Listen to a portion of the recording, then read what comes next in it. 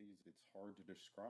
It's not something that you can just pinpoint one thing. I've been to combat so many times and seen so much death and destruction. To pinpoint one specific trigger is hard.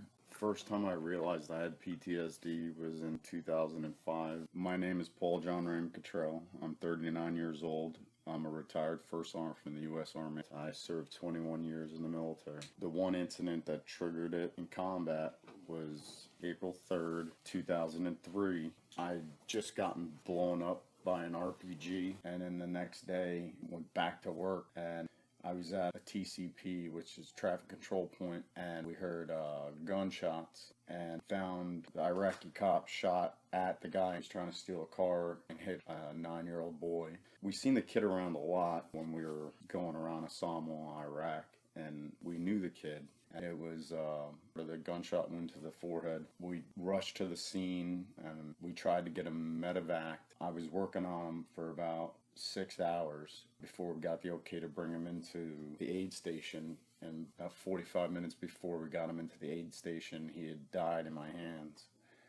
And we kept working on the kid for the sake of the parents, but having that kid's lifeless body in my hand haunts me every day, every night. I dream about it. I see it every time I see a kid that age. The nightmare that I relive every night when I close my eyes. And just seeing him there in that state and then having him die on me was really traumatic. Being blown up the day before didn't help the situation any more than that. Well, I went back to combat 5 more times after that and have been blown up a bunch of times, and my PTSD got worse and worse and worse. In 2010, I finally sought help for it, and I take a lot of medication to stop me from dreaming. I have severe panic attacks, short fuse, a lot of built up frustration inside my body because I can't stop my brain from reacting. It's hard to explain PTSD.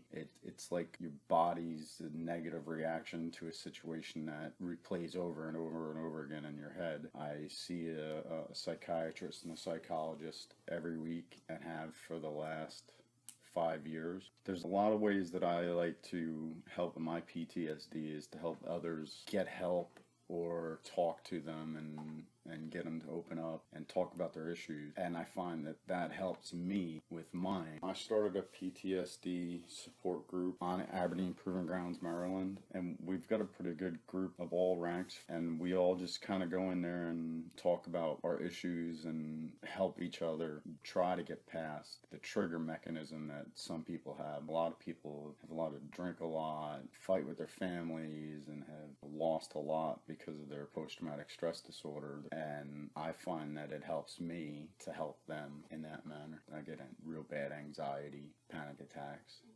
especially when I'm driving. I'm still very alert, very jumpy. If there's an explosion on base, I feel like I'm going to jump out of my skin and my heart starts beating like I feel like I'm having a heart attack. And I have medication that stops me from dreaming, but it's still there.